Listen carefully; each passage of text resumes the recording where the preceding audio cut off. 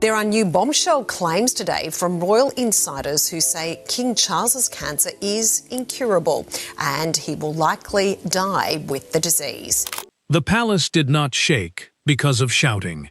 It shook because of silence. Just 5 minutes after a private health update reached the royal household, Prince William and Catherine made an announcement that no one was prepared for. King Charles's health had taken a very serious turn, pushing the family into emergency talks about royal duty, who would take over, and how to keep the monarchy going. What started as a private medical update became the moment the royal family showed the world their heartbreak.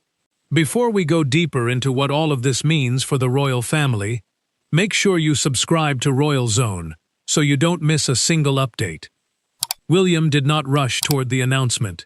He stood over it, like a man staring at a sentence that had the power to split his life in two. Catherine stayed right beside him, close enough to feel the change in his breathing, but quiet enough to let him take in the first shock on his own. The senior royal duties, meaning the official public responsibilities that working royals carry out on behalf of the king, would now be urgently looked at and possibly changed. That single phrase mattered, because this was not just a health update. It meant the palace was getting ready for a possible shift in who would carry the crown's day-to-day weight. Catherine watched the prince read the final line twice. His hand tightened around the page, then slowly let go, as if even his fingers understood that anger could not change what had already been written. Charles was not in the room when the health confirmation was being prepared, and that absence hit everyone harder than any spoken warning could have. The king had always been the one at the center of these decisions. Now, his silence became the loudest sign that something deep had broken behind the palace walls. The sealed health update had arrived after a private palace briefing, a controlled meeting where trusted medical advisors delivered confidential information before any public statement was shaped. A medical advisor, in simple words, is a doctor trusted to guide official decisions when a royal health matter starts to affect public duty. That detail mattered because the family was no longer dealing with rumors or quiet concern. They were dealing with a formal warning serious enough to reach William and Catherine before anyone else even stepped through the door. William finally put the paper down. He did not slam it. He did not speak over anyone. That calm made the moment even more heartbreaking. Catherine saw not just the future king, but a son fighting to keep his grief hidden before the nation could even begin to understand what was happening. She knew the words would be repeated on every screen, in every home, and at every table. But she also knew the wound behind those words belonged first to a family. A private instruction moved through the household with chilling speed. No unnecessary movement, no public denial, and no informal comment from any royal office until William spoke. That order mattered because one careless sentence could shake public trust, and one false reassurance could make the tragedy feel like a cover-up. The palace wanted control. The family wanted time. But Charles's condition had taken both away. William looked toward Catherine before the final confirmation was released. She gave him no speech, only a steady presence, and that was enough. The prince understood that once the words left him, the tragedy would no longer belong to just one room. It would belong to the monarchy, to the people, and to every person standing close enough to the crown to be tested by it. And as the words left William's mouth, the tragedy stopped being only about Charles's health and became a test of everyone standing closest to the crown. Behind the palace walls, the announcement landed differently on every heart. For William, it was the sound of a childhood fear coming back in adult form. For Catherine, it was a call to stand beside him, while the ground shifted beneath their family. For Charles, it was the cruelest reminder that even a king cannot stop time. And for Camilla, it was the beginning of a loneliness that no royal title could soften. William stared at the announcement draft as if the paper had gotten heavier with every word. The prince was no longer standing there only as a son. He was standing there as the heir, meaning the next person in line to carry the crown when the king can no longer do it. That mattered because Charles's health crisis had suddenly pushed the future closer, not as a ceremony, but as a heavy weight to carry. The monarchy needed someone steady, and the future king knew everyone was already looking at him. Catherine placed one hand over William's hand, not to stop him, but to keep him from disappearing inside his own fear. The princess understood his silence before anyone asked him to explain it. She knew the difference between duty and grief. She knew when the prince was choosing words for the public while hiding pain that belonged only to the family. Her calm mattered, because if he broke, the whole room would feel it. Charles had made one request before the announcement moved forward. The king wanted William and Catherine to confirm the news. Not a medical secretary, not a palace aide, not some cold official voice. A palace aide, in simple words, is a trusted staff member who helps manage royal duties and private instructions. That choice mattered because the monarch wanted the future of the crown to speak with one voice. He wanted strength, but he also wanted tenderness. Camilla received the news separately, and the queen consort did not reach for anyone.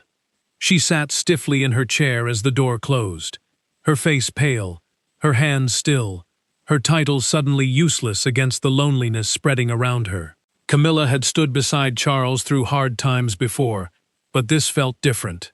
This was not gossip. This was not family drama. This was the king's own body, forcing the palace into decisions that no heart was ready to make. A senior aide quietly removed a public engagement folder from Charles's desk. Public engagements are official visits and appearances where royals represent the crown in front of the people. That small act mattered because it signaled what no one wanted to say out loud. Some appearances might never happen as planned. William saw the empty space on the desk. Catherine saw his face change. Camilla heard the silence after the door shut and understood the old rhythm had broken. The announcement had already shaken the palace, but the deepest wound was still hidden beneath it. William knew it. Catherine felt it. Charles had prepared for it. And Camilla, alone with the truth, began to realize that the tragic confirmation was only the surface. To understand why this confirmation carried such devastating force, the palace had to look back at the moment that changed everything. Every royal crisis has a moment that later feels impossible to ignore. This one did not begin with a public collapse or a news headline. It began with a dinner that no camera ever saw, at Windsor. During what was supposed to be a quiet family evening, Charles reached for his glass, stopped mid-conversation, and looked at William with an expression that made the entire room fall silent. That was the moment no one ever forgot. Charles had walked into that dinner determined to stay in control. The king wanted one quiet evening, one calm discussion, one chance to talk about future royal duties without panic spreading through the household. Future royal duties simply means the public work, state visits, ceremonies, and official appearances that keep the monarchy visible and active. That mattered because those duties were not just events on a calendar. They were proof that the monarch was still strong enough to lead. William noticed the change before anyone gave it a name. The prince had been listening as Charles talked about scheduling questions. But then the monarch's voice weakened. Catherine looked across the table and saw his fingers press against the edge, as if he was holding himself steady through pride alone. The princess did not interrupt. She did not alarm the room. But she understood in that instant that this was no ordinary tiredness. This was the body warning the crown. Charles tried to continue. He forced out another sentence, then stopped again. And that second pause carried more fear than any confession could have carried. William pushed back his chair, not wildly, not for drama, but sharply enough that everyone heard it. The sound cut through the room. The sun was gone for one breath, and the protector stood in his place. Catherine saw it happen. She knew the future king had crossed from concern into command. The dinner ended early. No big explanation followed. No public words were used to soften the moment. A private medical review was ordered after Charles returned to his private rooms. A medical review means a serious check by trusted doctors to decide what the king could safely continue doing. That mattered, because it moved the crisis from private worry into official preparation. The palace was no longer asking whether something was wrong. It was asking how much could still be kept hidden. Catherine later found William alone in a corridor, staring toward Charles's closed door. The prince did not speak at first. He simply stood there, carrying the painful knowledge that a father's weakness could become a nation's turning point. The princess stayed beside him, and her silence told him she had seen the same thing. They both understood the family had crossed a line it could not uncross. Charles's private team began quietly building a reduced duty plan without telling the wider household. That plan meant some responsibilities could be moved away from the king to protect his health. It mattered because every shifted duty would quietly whisper the same truth. The monarch was not as strong as the public had been led to believe. The dinner exposed the fear, but the confrontation that followed exposed the cracks that no one could hide anymore. The palace had survived scandals, resignations, family divisions, and national storms. But nothing felt as dangerous as the private confrontation that followed Charles's health confirmation. No cameras, no carefully chosen balcony smiles, no polished statement to protect anyone. Just William, Catherine, Camilla, and Charles in one room, with the truth between them like a blade placed on the table. Camilla demanded an answer before anyone else could settle the room. The queen consort wanted to know why she had not been allowed to shape the wording of the announcement, why William and Catherine had spoken first, and why Charles's condition had been placed before the public with such painful honesty. The health confirmation, the official family statement about the king's serious decline, mattered because it did not just explain illness. It changed the balance of trust inside the palace. Charles sat beside a small table, present, but visibly worn by the weight of the moment. The king did not interrupt at first. He watched Camilla speak, then watched William stand near the door, as if guarding both his father and the future waiting behind him. The prince understood why this room mattered. If the family fell apart here, the public would eventually feel it. If the truth became a weapon, the monarchy would bleed from the inside. Camilla said the words had made Charles look weak. Her voice carried fear, but it landed like an accusation. William answered with quiet fury. He told the queen consort that hiding the truth would have made the family look cruel, and cruelty would have damaged the crown far more than honesty ever could. Catherine saw his jaw tighten. She saw Camilla's face harden. She knew grief was turning into blame. Catherine stepped forward before the argument broke open completely. The princess did not raise her voice, but her words cut through the room. She reminded them that Charles was still sitting right there, still listening, still a human being, beneath the title. That mattered, because the monarchy had already asked too much of the king's body. It could not now ask him to sit and watch his family fight over how fragile he was allowed to appear. Charles finally spoke, through a private account that was later recorded by a senior household note-taker. The king revealed that he had personally approved William and Catherine's role in the announcement. He trusted them to protect both the monarchy and the public at the same time. The crown, meaning the royal institution and the duty attached to it, needed one steady voice. In that moment, the monarch made clear whose voice he believed could carry it. William did not look victorious. The prince looked devastated. Catherine stayed close, knowing this was not a win for them. It was a wound. Camilla heard the second truth a moment later. Some royal duties had already been reviewed, and certain responsibilities could move to William sooner than expected. The queen consort went completely still, because that was the part no one had said out loud. Charles lowered his gaze, and the room changed. The king had not only confirmed his trust, He had confirmed a shift. Camilla understood it. Catherine felt it. William carried it. And from that moment, the crisis was no longer only about health, grief, or family pain. That question moved the crisis from emotion into control. And control was where the palace became most dangerous. Power inside the monarchy rarely arrives loudly. It moves through folders, signatures, schedules, and who is asked to enter the room first. After the tragic health confirmation, one fact became impossible to ignore. William was no longer waiting outside of history.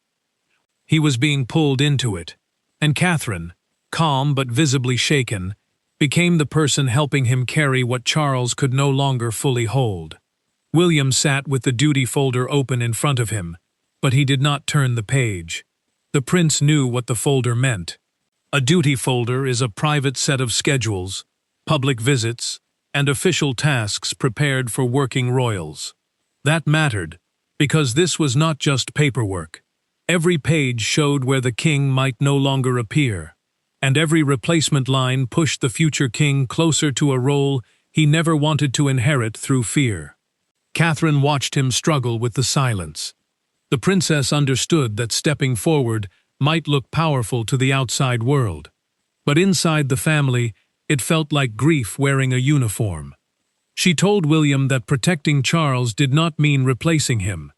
It meant giving the monarch space to decide what strength still looked like for him. Her words mattered, because the palace needed steadiness. But the prince needed permission to be a son before he became a symbol. Charles's reduced schedule was no longer being treated like a short break. The king's condition had turned it into a serious institutional and emotional adjustment. Constitutional, in simple words, means anything connected to how the monarchy functions within the country's public system. That mattered because Charles was not only a father trying to recover, he was the monarch, and every cancelled duty raised questions about who would carry the crown's work next. A palace aide entered quietly with a marked list from Charles's office. The aide revealed, through a documented household account, that the king had already placed William's name beside several engagements before the public announcement. The monarch had understood his own decline earlier than most people around him. He had not been careless. He had been preparing. That discovery hit the prince harder than any direct command, because it proved his father had been thinking about the future while hiding the pain of the present. William looked toward Catherine and admitted the truth he had been swallowing all morning. He said he never wanted this moment to arrive through suffering. The princess did not rush to comfort him with easy hope. She simply reminded him that Charles still had dignity, still had choice, and still had a son strong enough to protect both. The future king heard her, but the weight did not lift. It only settled deeper. Camilla discovered the shift when a decision that once would have reached her first moved through William's office instead. The queen consort froze when she learned that some instructions were now being checked by the prince before final approval. Camilla had feared grief. She had feared illness. But seeing influence move without warning felt like another kind of loss. She understood how quickly a crisis could rearrange the world around her. Charles remained at the center, yet the machinery had begun turning around William. Catherine saw it. Camilla felt it. The prince could no longer pretend it was temporary. Power had not announced itself with a crown or a speech. It had arrived through changed schedules, careful wording, and one father quietly preparing his son before the son was ready. By the next morning, the palace was no longer asking what had happened. It was reacting to what could no longer be undone. Morning arrived, but the palace did not feel awake. It felt wounded. The news about Charles's health had traveled faster than any official could contain, and inside the royal household, every corridor seemed to carry a different kind of fear. Staff whispered over changed schedules. Aides removed names from briefing papers. And Camilla, standing alone beside a window, understood that the old rhythm had broken. Camilla watched an aide remove Charles's next engagement card from the board. The queen consort did not ask him to stop. She only stared as the card disappeared, and her face shifted from disbelief to grief. An engagement card is a schedule note for an official royal appearance, and removing it meant the king might no longer attend as planned. That mattered, because Charles's absence would not stay hidden inside palace walls. Every empty seat would speak for him. William received the first call before the household had even settled into the morning. The prince paused before answering, because every ring now sounded like preparation, not support. A senior courtier, meaning an experienced palace official trusted with royal decisions, explained that emergency scheduling changes had already begun. That mattered because the family was no longer waiting to see what would happen next. The palace was already changing around the king's weakness. Catherine stood close enough to hear William's answers grow shorter. The princess knew those short replies were not coldness. They were control. She understood that he was being asked to prepare for a larger public role, not as a ceremony, not as an honor, but as an urgent response to Charles's condition. The future king was being pulled forward, while still trying to remain a son. Catherine saw the pain of that split before anyone else did. Charles's reduced duties triggered private calls to senior family members. The king had not disappeared from the center of power, but his condition forced others to act before the public could see the full shape of the crisis. That mattered because the monarchy survives on continuity, and continuity means the crown must appear steady even when the family behind it is shaken. William knew this. Catherine knew this. Camilla felt it most painfully when another folder left Charles's desk. The palace quietly prepared two versions of the next public statement. One sounded hopeful, the other sounded far more serious. A public statement is the official message released to the nation when the royal household wants one controlled version of events. That mattered because two drafts meant uncertainty. It meant no one could fully promise comfort. It meant the next words might either calm the country or deepen the wound. Catherine learned through a private briefing note that Charles had specifically asked her to remain close to William during all future meetings. The princess took in that detail quietly, but it struck her deeply. The king was not only trusting his son, he was trusting her to keep the future king steady when duty became too heavy. William looked at Catherine when she told him, and for a moment no title mattered. Only the fear between them did. Camilla stood alone again after the aide left, and the queen consort understood that grief had become visible through action. Cards removed, calls made, drafts prepared. William heard the next instruction and did not move right away. Catherine watched him gather himself. Charles waited behind a closed door, carrying words that only a father could say. When William finally entered Charles's room without aides, the crisis became painfully simple. A king, his heir, and the words neither of them wanted to say. For all the palace doors, titles, rules, and polished statements, the real turning point came in a room where none of it mattered. Charles was not a symbol in that moment. William was not only the heir. They were father and son, sitting close enough for silence to say what pride could not. Catherine waited outside, and for once, the monarchy had no shield between grief and truth. William entered alone because Charles had asked for it that way. The prince left Catherine outside the door, even though every part of him wanted her steady presence beside him. A private royal room, in simple words, is a protected space where family matters can be spoken without staff, advisors, or public pressure. That mattered because this was no longer about strategy. This was about a father telling his son what fear had done to him. Charles looked at William with a softness the palace rarely allowed. The king knew the announcement had changed everything, and he knew the future king had taken the first blow in public. The monarchy now had to adjust to a painful new reality, meaning the family and the institution had to prepare for reduced duties, changed roles, and heavier responsibility on the heir. That mattered, because no one could pretend this was just a hard week. It was a new chapter beginning through heartbreak. Charles told William he was sorry, not for being ill, not for needing help. He was sorry the burden had arrived this way, through fear instead of calm preparation. The prince lowered his head before answering.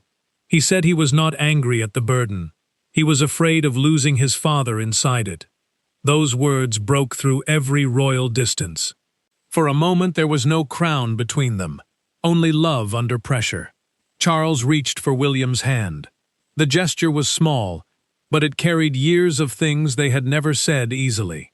The king had spent his whole life inside duty, and the prince had learned early how heavy silence could become. Now both men sat with the truth exposed. Charles was still the monarch, but he was also a father, asking his son to be brave before either of them was ready.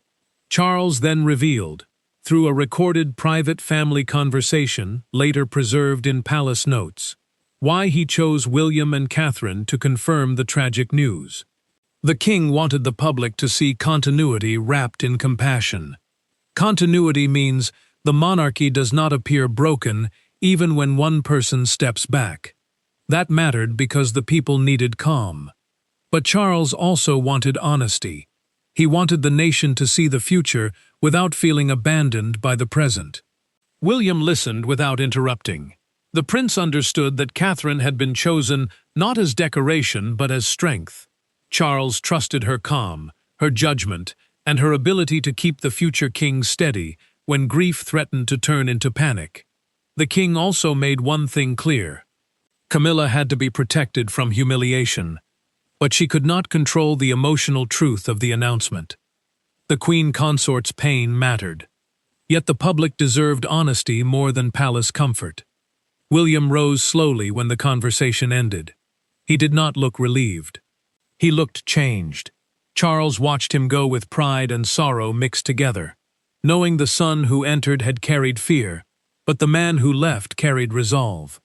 Catherine saw his face as soon as the door opened. She understood before he even spoke. The private pain had finally been spoken. But outside the palace gates, a nation was already deciding what the moment meant. By midday, the story was no longer contained within palace walls. It had moved into homes, taxis, offices, cafes, and crowded streets, where people stopped scrolling and simply stared. The tragic confirmation about King Charles's health had become more than a royal update. It had become a national pause, and at Buckingham Palace, the public gathered, not for celebration, but for something quieter, a recognition that an era was trembling. William saw the first public reaction on a muted screen, and for a moment, the prince did not move. The announcement had taken over every conversation because he and Catherine had not hidden behind a cold office statement. They had carried the truth themselves. A royal update, in simple words, is an official message from the palace about something important affecting the family or the crown. That mattered because this update was not about travel, ceremony, or celebration. It was about the king's health and the future of the monarchy. Catherine stood near William as the broadcasters replayed his words again and again. The princess heard one presenter describe the moment as a defining test for the monarchy, pointing to the prince's restraint and her calm presence beside him. That mattered because the public was no longer just reacting to the news.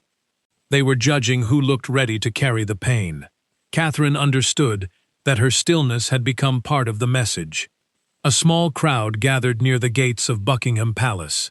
One elderly woman placed a single white rose against the railing and whispered that Charles had looked tired for too long.